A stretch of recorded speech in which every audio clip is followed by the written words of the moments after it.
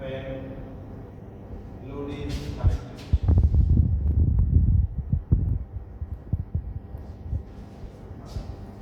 ধরে নেন ডাস্টারটা ওকে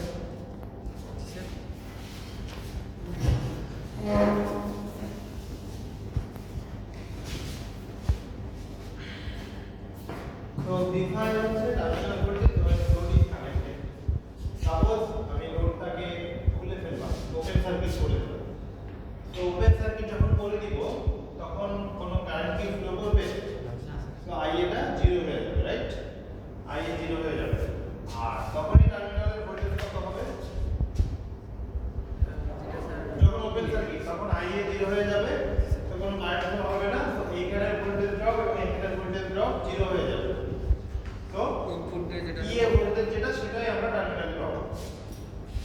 তো EA is terminal voltage when load is disconnected or open circuit.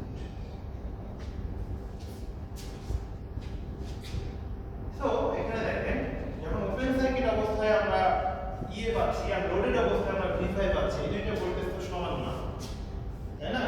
অর্থাৎ নো লোড অবস্থায় টার্মিনালে যে ভোল্টেজ পাওয়া যায়, লোডেড অবস্থায় ভোল্টেজটা কিছুটা কমে যায় বা বেড়ে যেতে পারে। এই যে পার্থক্যটা, এই পার্থক্যটাকেই বলা হচ্ছে ভোল্টেজ রেগুলেশন। আমি আবার বলছি, লোডেড অবস্থায় যে ভোল্টেজটা আউটপুটে পাওয়া যায় টার্মিনালে, নো লোড অবস্থায় দেখা যায় যে নো লোড অবস্থায় টার্মিনালে যে ভোল্টেজটা পাওয়া যায়, লোড দিলে সেই ভোল্টেজটা কিছুটা বেড়ে যায় বা কমে যায়। ক্যাপাসিটিভ লোডের ক্ষেত্রে ভোল্টেজটা বেড়ে যায় আর ইন্ডাকটিভ বা রেজিস্টিভের ক্ষেত্রে এই লোডেড অবস্থায় টার্মিনাল ভোল্টেজটা কিছুটা কমে যায়।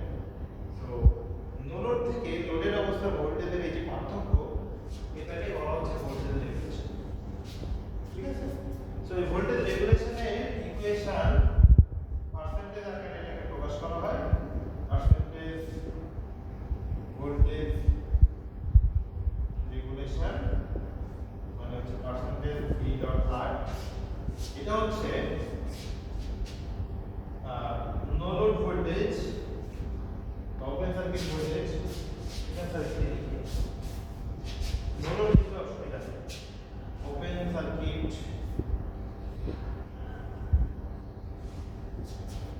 Terminal voltage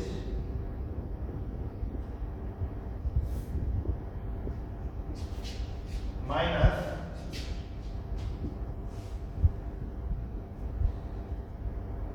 loaded terminal voltage by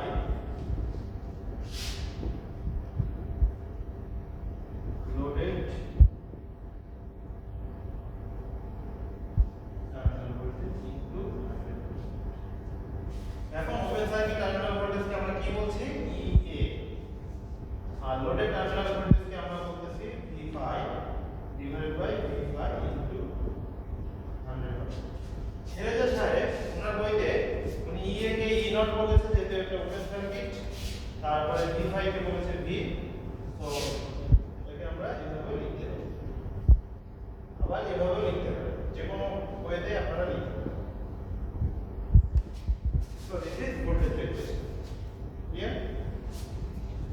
বুঝতে পেরেছো সবাই?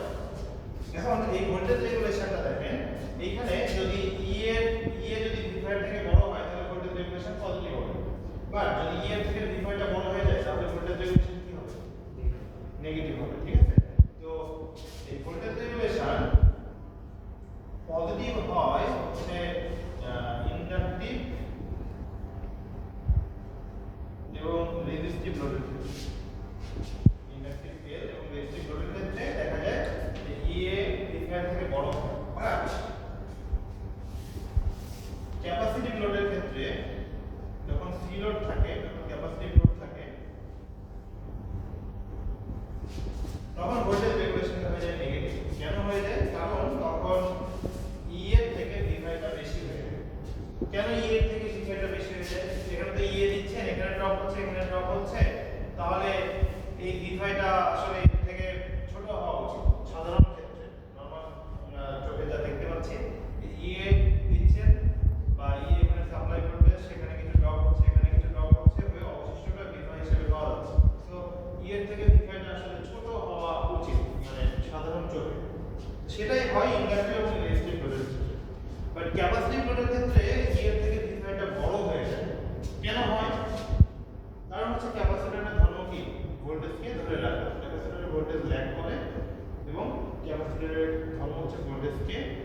ভোল্টেজের মানে চার্জ স্টোর করে রাখা। তো দেখা যায় যে ভোল্টেজটা দিচ্ছেন সেই ভোল্টেজের সাথে তার সেই ক্যাপাসিটরের যে চার্জ সে স্টোর করে রাখছে দুইটা অ্যাড হয়ে যায়। অ্যাড হয়ে গিয়ে ই এর থেকে V5 টা বড় হয়ে যাবে। ই এর থেকে যখন V5 টা বড় হয়ে যাবে, ই এর থেকে V5 যখন বড় হয়ে যাবে তখন এই ভোল্টেজ রেগুলেশন কি হয়ে যাবে? নেগেটিভ হয়ে যাবে। সো ভোল্টেজ রেগুলেশন পজিটিভ হয় ইন্ডাকটিভ লোড এবং রেজিস্টিভ লোডের ক্ষেত্রে, ভোল্টেজ রেগুলেশন নেগেটিভ হয় ক্যাপাসিটিভ লোডের ক্ষেত্রে। মনে থাকবে এটা? এখন আমরা যাব এটার ম্যাথমেটিক্যাল প্রবলেমে। So determination of voltage regulation, এটা কিভাবে আমরা ডিটারমাইন করব? এই ইকুয়েশন দিয়ে, অবভিয়াসলি ইকুয়েশনটা দিয়ে, যেটা আমরা অলরেডি বোর্ডে লিখেছি, এই ইকুয়েশন দিয়ে আমরা এর ভোল্টেজ রেগুলেশনটা ডিটারমাইন করব। ঠিক আছে? তো ভোল্টেজ রেগুলেশন ডিটারমাইন করতে গেলে আমাদেরকে লাগবে হচ্ছে এই সিনক্রোনাস ইম্পিডেন্স। সিনক্রোনাস ইম্পিডেন্স লাগবে ZS, বা এখান থেকে লাগবে হচ্ছে সিনক্রোনাস রিঅ্যাকট্যান্স। তো সিনক্রোনাস রিঅ্যাকট্যান্সটাই আমাদের মূলত লাগবে, কারণ আমাদের এই যে সার্কিট, ইকুইভ্যালেন্ট সার্কিট, সেটা যদি লোডেড অবস্থায় থাকে, এটা ছিল আমাদের ইকুইভ্যালেন্ট সার্কিট। তো সেখানে আমাদের ইকুয়েশনটা কি ছিল? EA equals to V5 plus JXS IA plus IAR। এটা ছিল আমাদের সিনক্রোনাস জেনারেটরের ইকুয়েশন। তো এখানে আমরা দেখতে পাচ্ছি যে EA বের করতে গেলে আমাদেরকে XS টা জানা লাগে। তাই এখানে XS জানার জন্য XS এর ইকুয়েশন হচ্ছে এটা। তো এখানে XS জানতে গেলে ZS জানা লাগবে। ZS জানতে গেলে আমাদের লাগবে open circuit voltage by short circuit current. Synchronous reactance বা ইম্পিডেন্সের একটা ট্রায়াঙ্গেল আছে। আমরা গত ক্লাসে যে ফেজার ডায়াগ্রাম ড্র করেছিলাম, ওখানে বলেছিলাম যে রেজিস্ট্যান্স এবং রিঅ্যাকট্যান্স এই দুটো 90 ডিগ্রি অ্যাঙ্গেল করে থাকে। রেজিস্ট্যান্স হয় এক্স বরাবর আর 90 ডিগ্রি অ্যাঙ্গেল করে ওয়াই এক্সিস বরাবর থাকে রিঅ্যাকট্যান্স। আর এই দুটো লব্ধি বরাবর কি থাকবে? ইম্পিডেন্স। ঠিক আছে? তো পিথাগোরাসের উপপাদ্য থেকে এখান থেকে আমরা পাচ্ছি যে d² r² plus x x এর সিনক্রোনাস রিঅ্যাকট্যান্স, আর এটাকে জন্য আমরা ZS দিয়ে প্রকাশ করি, সিনক্রোনাস ইম্পিডেন্স। তাহলে এখান থেকে x এর দ্বারাই হচ্ছে √ZS² মাইনাস r²। এখানে r অ্যাকচুয়ালি r হচ্ছে রেজিস্ট্যান্স, দ্যাট ইজ এটাকে r a দিয়ে প্রকাশ করা হয়। ক্যাপিটাল লেটার ক্যাপিটাল এ অথবা স্মল লেটার a দিয়েও প্রকাশ করতে পারেন। তো এই যে ZS বের করলে মানে ZS যদি আমরা জানতে পারি তাহলে x এর আমরা জানতে পারবো। তো ZS জানার জন্য ZS হচ্ছে ইম্পিডেন্স। তো ইম্পিডেন্সের সূত্র কি আসলে? ভোল্টেজ বাই কি? কারেন্ট। ঠিক আছে? তো ভোল্টেজ বাই কারেন্ট। তো এখানে ZS হচ্ছে কি ভোল্টেজ? এটা হচ্ছে open circuit voltage by short circuit current. তো এই ওপেন সার্কিট ভোল্টেজ এবং শর্ট সার্কিট কারেন্ট যদি আমরা জানতে পারি, তাহলে এটা রেশিও করলে আমরা ZS পেয়ে যাব, আর ZS পেয়ে গেলে সেখান থেকে আমরা XS টা পেয়ে যাব। তাহলে আমরা যখন একটা ম্যাথমেটিক্যাল প্রবলেম সলভ করব তখন এই স্টেপগুলো একটু খেয়াল করব।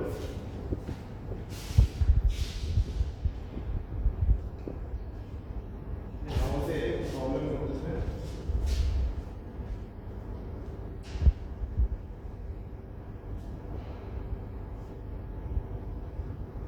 আমরা এখন এটা ম্যাথমেটিক্যাল প্রবলেমে চলে যাই।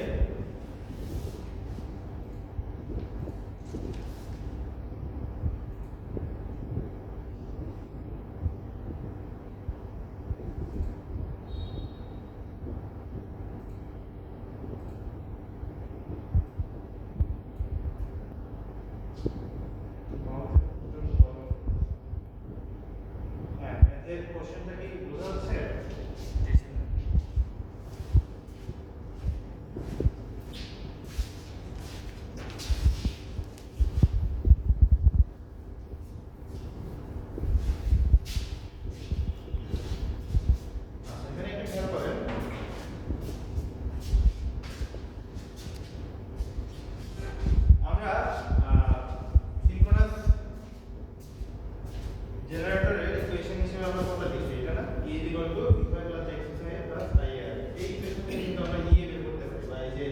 ইএ বা ওপেন সার্কিট ভোল্টেজটা আমরা বের করতে পারি নো লোড ভোল্টেজ।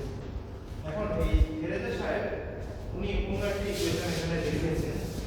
আমাদের দুইটা ওয়ে জানা থাকা উচিত, আমাদের যেটা ভালো লাগে আমরা সেই ওয়েতে আগাবো। এখানে উনি ত্রিভুজ ব্যবহার করে ত্রিভুজের বিভিন্ন বাহু ব্যবহার করে ত্রিভুজের বহুপদ ব্যবহার করে উনি ই নট তার ইকুয়েশন হিসেবে এটা বের করেছেন। তো এটা আমি একটু লিখে রাখি এখানে। আমাদের দুইটা ওয়ে জানা থাকলে অত্যন্ত ভালো। সেটা নিচে নিচে কি দেখা যায়?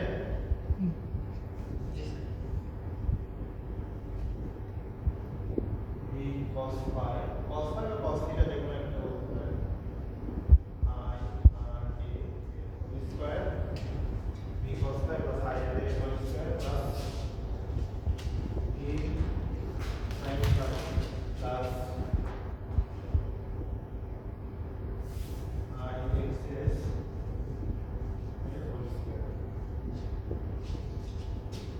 আচ্ছা থেরেজা সাহেব এই ইকুয়েশন ব্যবহার করেছে বা এই ইকুয়েশনটা বের করেছে আর আমরা এই ইকুয়েশনটা শিখেছি। আমরা ভোল্টেজ ইকুয়েশন বের করার জন্য যে কোনো একটা ওয়ে আমরা ব্যবহার করতে পারি। তো এই দুইটা ওয়ের মধ্যে পার্থক্য হচ্ছে এই ইকুয়েশন থেকে আপনারা শুধুমাত্র ম্যাগনিটিউড পাবেন, ই নটে শুধু ম্যাগনিটিউড পাবেন। আর যদি এই ইকুয়েশনটা ব্যবহার করেন তাহলে এই ইকুয়েশনে সবগুলো ভ্যালু বসানোর ক্ষেত্রেও অ্যাঙ্গেল সহ বসাতে হবে এবং আপনারা ই এর যে ভ্যালুটা পাবেন বা যে রেজাল্টটা পাবেন সেটা অ্যাঙ্গেল সহই পেয়ে যাবেন। ঠিক আছে? তো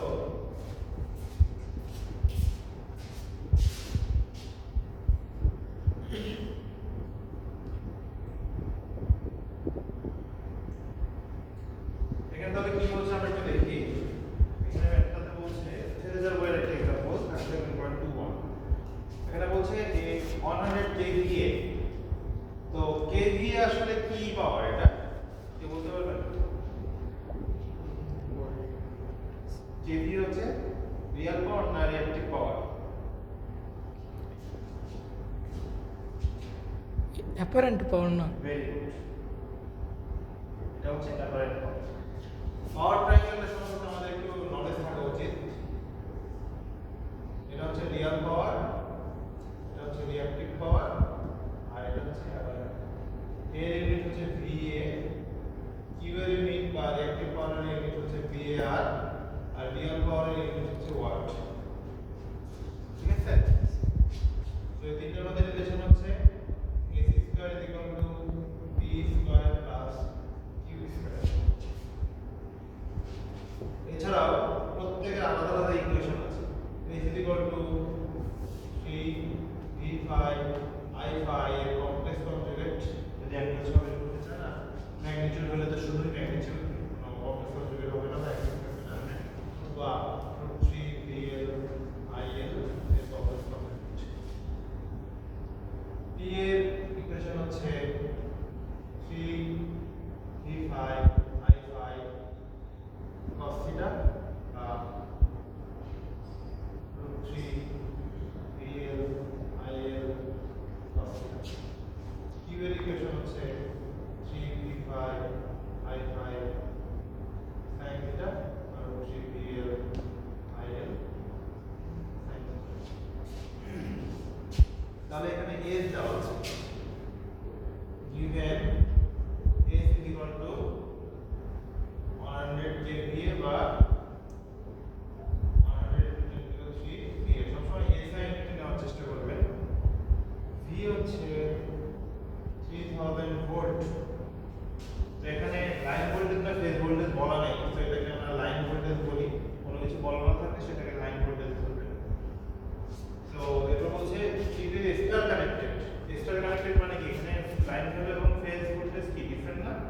লাইন ভোল্টেজ এবং ফেজ ভোল্টেজ ডিফারেন্ট। তো এখান থেকে ফেজ ভোল্টেজটা বের করে ফেলে 3000 ভাগ কি হবে? কত আসে দেখেন তো? ক্যালকুলেটর আছে?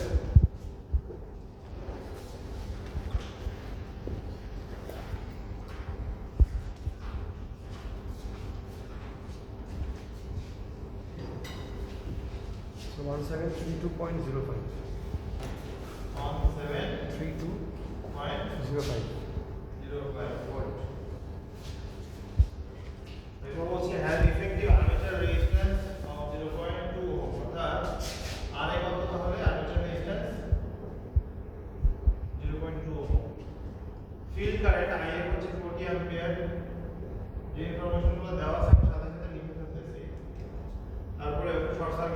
হচ্ছে ISC হচ্ছে 200 অ্যাম্পিয়ার। এরপর ওপেন সার্কিট ইএমএফ হচ্ছে 1040 ভোল্ট, অর্থাৎ ওপেন সার্কিট এটা হচ্ছে লাইন ভ্যালু। VOCL অর্থাৎ লাইন ভ্যালু 1040 ভোল্ট। তাহলে এখান থেকে আমাদের ফেজ ভ্যালু বের করতে হবে না, যদি এসকে কানেক্টেড। তো VOC 5040 ভাগ কি 3 কত সেটা এটা কিন্তু ব্র্যাকেটে বলে দিয়েছে লাইন ভ্যালু, ঠিক আছে? 600.44. 600.44 ভোল্ট।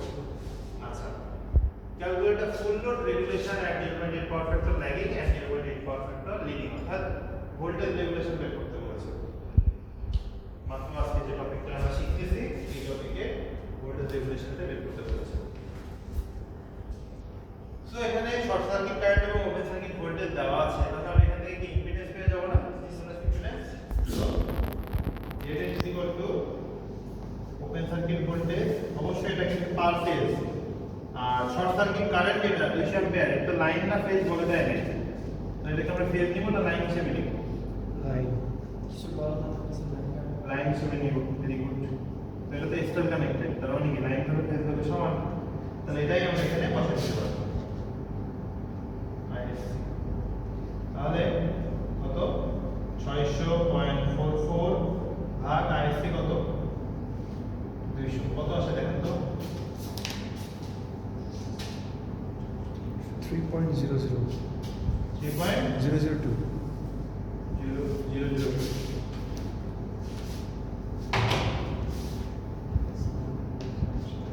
তাহলে এক্সএস কত বেরোবে? Root over Z square minus R A square. Z তো বের করলেন, আর এও দেওয়া আছে 0.2, তাহলে বের করেন কত আসে এক্সএস?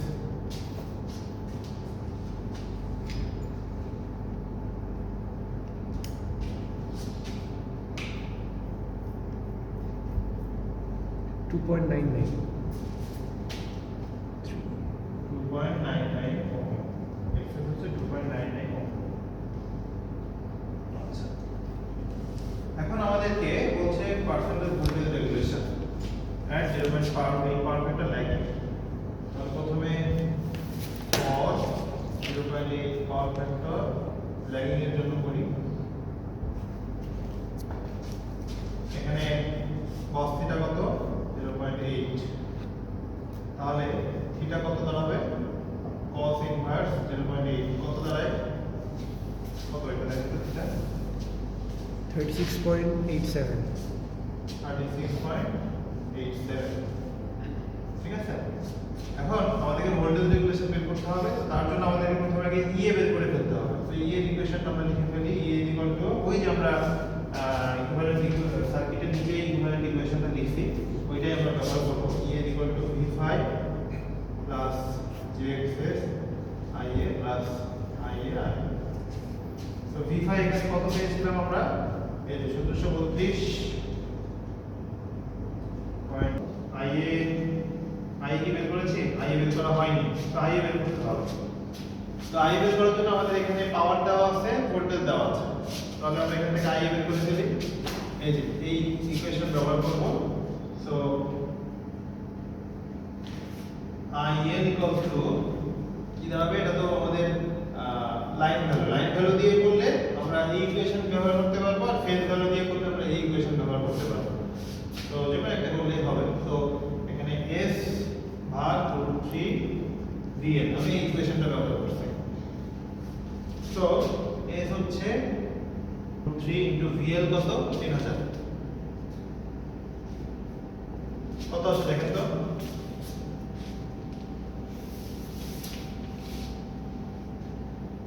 কত আসে?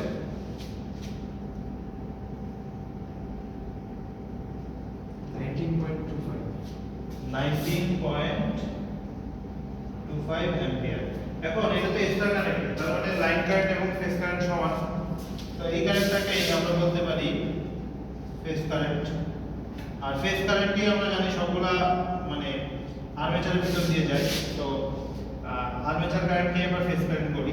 আর এখানে যেহেতু এক্সট্রা কানেক্টেড দ্যাট ইজ হয় ফেজ কারেন্ট এবং লাইন কারেন্ট সমান, অর্থাৎ এই কারেন্টটাই হচ্ছে আমাদের আর্মেচার কারেন্ট। এখন তাহলে আমরা এখানে ভ্যালুটা বসাতে পারবো 19.25। এখানে খেয়াল রাখতে হবে এই ইকুয়েশন যদি আমরা ব্যবহার করি, এখানে যেহেতু জে আছে তো সবগুলো আমরা অ্যাঙ্গেল সহ ব্যবহার করব। তো এই কারেন্টটাকে আমাদেরকে অ্যাঙ্গেল সহ ব্যবহার করতে হবে। স্যার কারেন্টের ভ্যালু কত 19.25 বের করেছি, আর অ্যাঙ্গেল কত 36.87। এখন এই 36.87 এখানে বলা হচ্ছে কি 0.8 পারফেক্ট ল্যাগিং, তার মানে কারেন্টটা কি ল্যাগ করবে না, এর আগে কি মাইনাস দিতে হবে ল্যাগিং এর জন্য, প্লাস IAR। সো IA হচ্ছে 19.25 at an angle minus 36.87 into RA হচ্ছে 0.2। সো এটা একটু ক্যালকুলেশন করে দেখেন সবাই।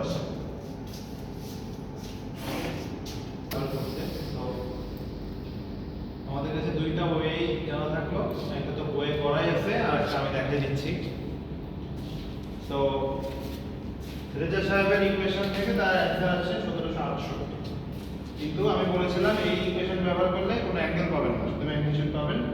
সো শুধু ম্যাগনিটিউডই পাওয়া গেছে। আর আমরা যে ইকুয়েশন ব্যবহার করেছি এখানে আমরা অ্যাঙ্গেল সহ অ্যান্সার পাবো 1767.25 অ্যাঙ্গেল -0.36 মাইনাস অ্যাঙ্গেল আসলে কখন আপনার কথা ভুল হয়েছে, কারেন্টের ল্যাগিং পাওয়ার ফ্যাক্টর, ল্যাগিং এ কারেন্ট যাবে নিচের দিকে আর ইয়ে যাবে উপরের দিকে, ইয়েটা উপরের দিকে যাবে, সেখানে মাইনাস হবে না। অ্যান্সারটা দেখে আমি বুঝতে পেরেছি যে এখানে কিছুটা গরমিল হয়েছে। ম্যাগনিটিউডটা ঠিক আছে, কাছাকাছি হয়েছে, বাট অ্যাঙ্গেলটা দেখে বোঝা যাচ্ছে এখানে ক্যালকুলেশন কিছুটা ভুল হয়েছে।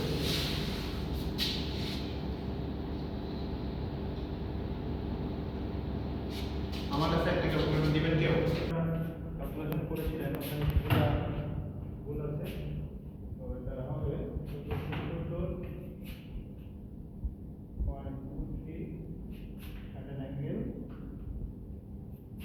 angle of 0.41, ঠিক আছে। তো ম্যাগনিটিউডটা এখানে আমাদের 1770 আছে ইকুয়েশন ব্যবহার করে, আর ছেলেদের সাহেবের ইকুয়েশন ব্যবহার করে তার আসছে 1768। তো দুইটাই কাছাকাছি, তখন আমরা বলতে পারি যে আমাদের ওইটাও ঠিক আছে, যে কোনো ওয়েতেই আমরা করতে পারি, আমাদের হাতে দুইটা ওয়ে থাকলো, যে কোনো ওয়ে আমরা ফলো করতে পারি।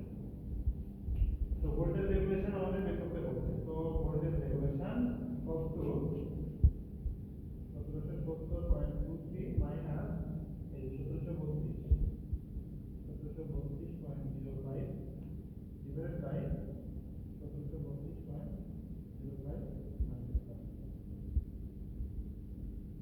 তো কত আসছে একটু দেখেন।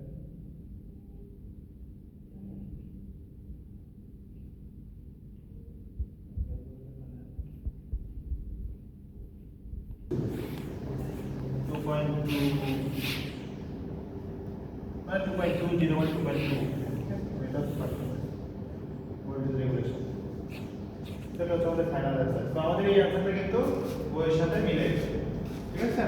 সেভাবে আমরা এটা সলভ করবো যে কোনো ওয়েতে, আমাদের বইয়ের নিয়ম অনুযায়ী করতে পারি অথবা আমরা যখন শিখেছি এভাবে করতে পারি, দুটো ওয়ে জানা। তবে দুটোর মধ্যে পার্থক্য কি বলেছি, ওইটা ব্যবহার করলে ওখানে ম্যাগনিটিউড পাবেন, শুধু অ্যাঙ্গেল পাবেন না। আর আমরা যদি এই ওয়েতে করি তাহলে আমরা মানে অ্যান্সারের ম্যাগনিটিউডও পাবো আবার অ্যাঙ্গেলও পাবো, ঠিক আছে। আচ্ছা, এখন এখানে প্রশ্নে দুইটা পার্ট ছিল, 0.8 পাওয়ার ফ্যাক্টর ল্যাগিং এর জন্য ছিল আর একটা লিডিং এর জন্য ছিল।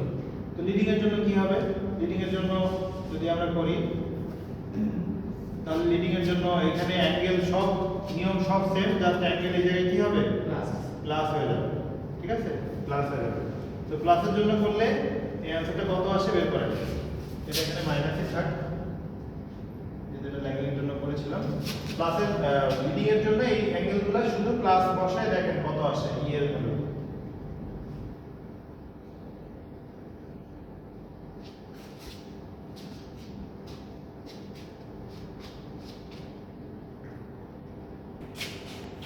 কত ইয়ে কত আসে 1700.59 17.59, অ্যাঙ্গেল কত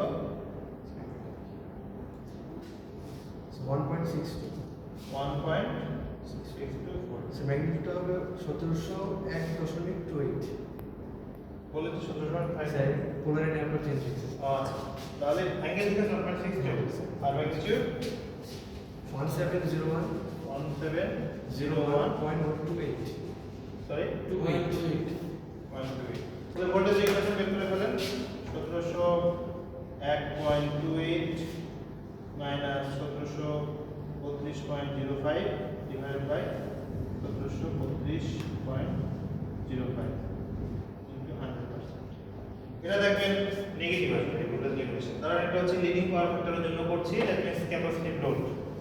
তো এখানে ভোল্টেজ রেগুলেশন নেগেটিভ আসবে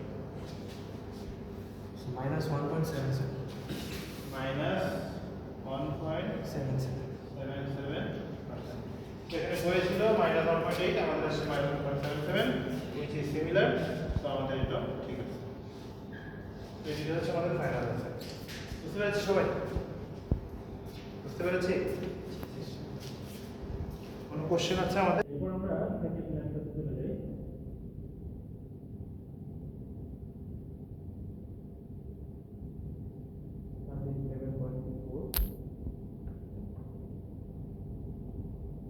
দুইটাই সিমিলার ম্যাথ। এখানেও আমাদের অ্যাপারেন্ট পাওয়ার দেওয়া আছে, একটা ভোল্টেজ দেওয়া আছে 6,600, এটাও স্টার কানেক্টেড। তো এটা অবশ্যই আমাদেরকে লাইন ভ্যালু দেওয়া আছে, আমাদেরকে ফেজ ভ্যালু বের করে নিতে হবে লক্ষ্য দিয়ে ভাগ করে। তারপরে এখানে ফিল্ড কারেন্ট দেওয়া আছে, ওটার সাথে ভোল্টেজ 8000 দেওয়া আছে, with the same field current and rated speed. Short circuit current দেওয়া আছে 800। তাহলে 8000 ভোল্ট আর 800, এখান থেকে আমরা কি পাবো? ইম্পিডেন্স পাবো না? সিঙ্গুলার ইম্পিডেন্স অটোমেটিক ভোল্টেজ, এটা অবশ্যই ফেজ ভ্যালু নিতে হবে। তো 8000 ভাগ 3 করতে হবে, আর শর্ট সার্কিট কারেন্ট করে আমরা এটা বের করব। এরপরে ভোল্টেজ পার ফেজ, এটা হচ্ছে লাইন ভ্যালু দেওয়া আছে, এটা ভোল্টেজ দিয়ে ভাগ করে আমাদের পার ফেজ ভ্যালু বের করব।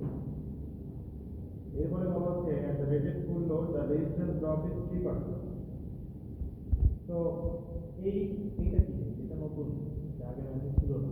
তো রেজিস্ট্যান্স ড্রপ 3% মানে হচ্ছে এই যে আমরা বাম পাশে যে সার্কিটটা ড্র করেছি, রেজিস্ট্যান্স ড্রপ বলতে আসলে এই রেজিস্ট্যান্সে কত ড্রপ হচ্ছে সেটা বোঝানো হচ্ছে, ভোল্টেজ ড্রপ। তো রেজিস্ট্যান্স ড্রপ মানে হচ্ছে রেজিস্ট্যান্সের ভোল্টেজ কি আইএআর না, তো এইটাই বলা হচ্ছে 3% ড্রপ হয়। তো 3% কিসের 3%? এই যে ভোল্টেজটা পার ফেজ যে ভ্যালুটা আমরা বের করেছি এইটা 3%, এখানে 810 হবে। তাহলে এটার সাথে 0.03 ইনটু 3810 করে দিলেই আইএআর এ পাওয়া যাবে। তো সেটা করা হচ্ছে এখানে কত আসছে? 114.8।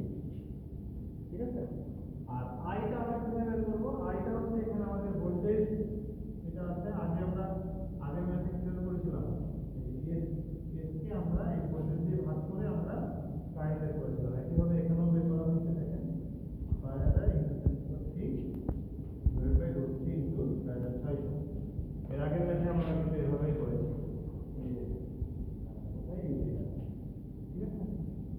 ঠিক একইভাবে এখানেও কারেন্টটা বের করব। ঠিক আছে। তাহলে ওখানে কারেন্টটা বের করার পরে ওখানে যে আইএআর যেটা ছিল, ঠিক আছে, তো এখান থেকে আমরা আইএআর এরটা পাইছি না, এই দুটো গুণ করে। আর আইএ পাবেন কিভাবে? ওই যে অ্যাপারেন্ট পাওয়ার √3 দিয়ে ভাগ করে আইএ পেয়ে যাবেন। তাহলে আইএ জানেন, আইএআর জানেন, তাহলে আর এ কিভাবে বের করবেন? 0.03 ইনটু 3810 ভাগ আইএ। তো আইএ বের করলাম কিভাবে?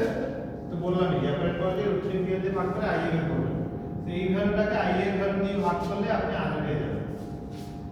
একটু আগে যে ম্যাথটা করেছিলাম ওখানে আর এর ভ্যালু, আর্মেচার রেজিস্ট্যান্সের ভ্যালু ডাইরেক্ট প্রশ্নে দেওয়া ছিল, বাট এই ম্যাথটাতে আর এর ভ্যালু ডাইরেক্ট প্রশ্নে দেওয়া নেই। আর এর ভ্যালু আপনাকে এইভাবে বের করতে হবে। প্রথমে রেজিস্ট্যান্স ড্রপটা বের করলেন, তারপরে রেজিস্ট্যান্স ড্রপকে যদি কারেন্টের ভ্যালু দিয়ে ভাগ করেন তাহলে আপনি আর পেয়ে যাবেন, আর্মেচার রেজিস্ট্যান্স। ঠিক আছে। এরপরে ওখানে বাকি স্টেপগুলো আছে, বলা হচ্ছে যে সময় ইনফরমেশনটা লেখার জন্য ভোল্টেজ রেগুলেশন বের করব।